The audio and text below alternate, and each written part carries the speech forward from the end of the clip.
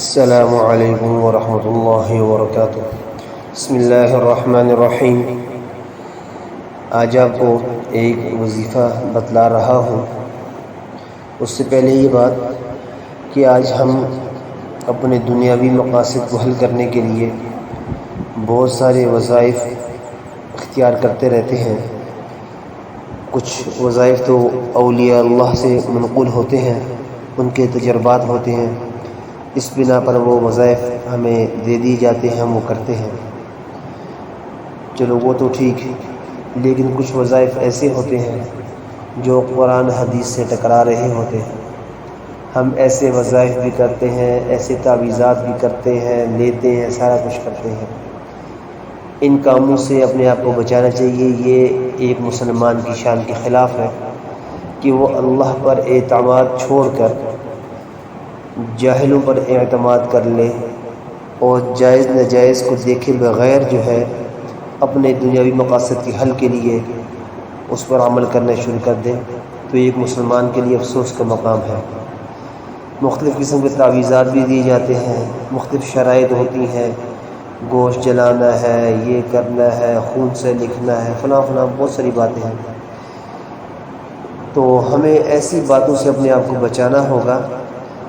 اسباب اختیار کرنا اس کا دین ہمیں حکم دیتا ہے۔ دوائی بھی ہے، دم بھی ہے، دعا بھی ہے، یہ سارے اسباب ہیں۔ انسان جو بھی حیلہ اختیار کرے جو ناجائز نہ ہو وہ کر سکتا ہے۔ ناجائز حیلہ کرنا، ناجائز سبب اختیار کرنا یہ مسلمان کی شان کے خلاف ہے۔ اور یاد رکھیں کہ ہوگا وہی جو اللہ چاہے گا۔ دم بھی تب اثر کرے گا جب اللہ چاہے گا۔ دعا جو ہم چاہتے ہیں دعا قبول ہوتی ہے، بعین ہی وہی چیز تبھی انسان کو ملے گی جب اللہ چاہے گا۔ دوائی بھی تبھی اثر کرے گی جب اللہ چاہے گا۔ اس لیے ہمیں چاہیے کہ جو جائز اسباب ہیں ان کے اختیار کریں، اللہ سے مانگیں اور جو بھی سبب ہے اس کو اختیار کریں تاکہ اللہ ناراض نہ ہو، قبر خراب نہ ہو، آخرت خراب نہ ہو۔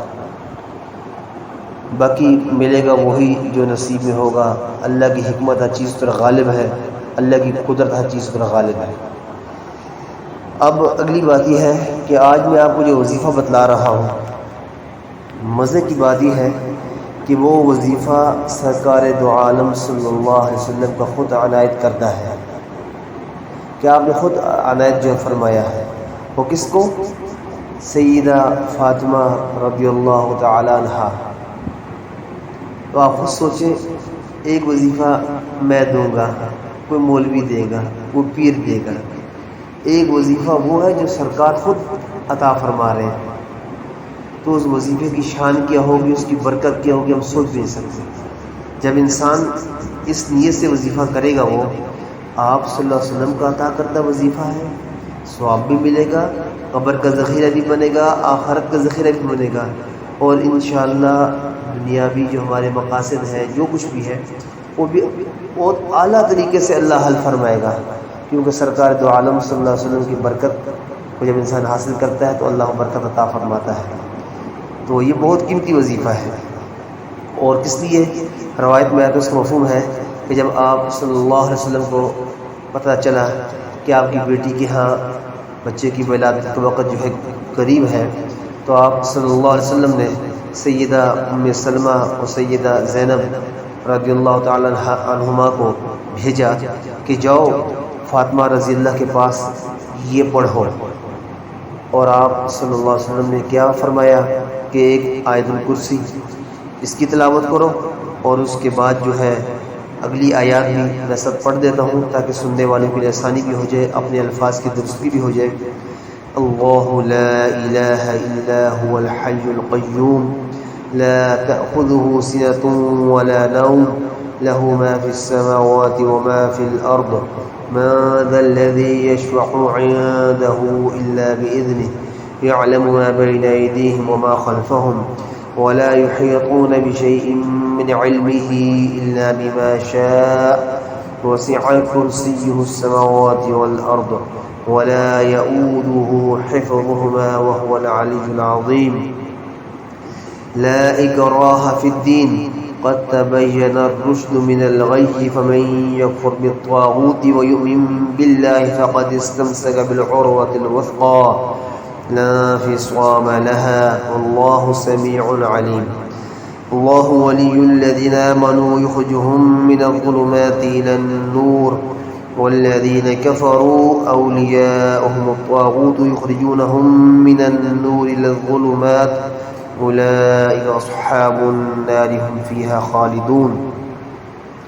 اس کے ساتھ آپ نے مزید ارشاد فرمایا، سورہ اعراف آیت نمبر 54 ہے، تلاوت کرنے کا یہ بھی حکم دیا، ان ربکم اللہ الذی خلق السماوات والارض فی 6 ایام ثم استوى علی العرش يغشي الليل النهار يطلبه حثيثا والشمس والقمر والنجوم مسخرات بأمره ألا له الخلق والأمر تبارك الله رب العالمين۔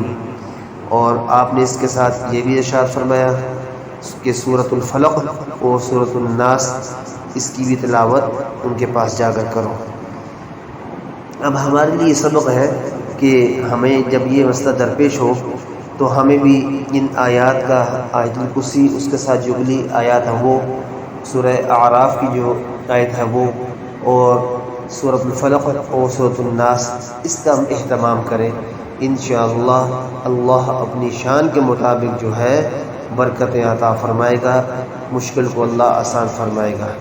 رب تعالی ہم سب کو عمل کرنے کی توفیق عطا فرمائے۔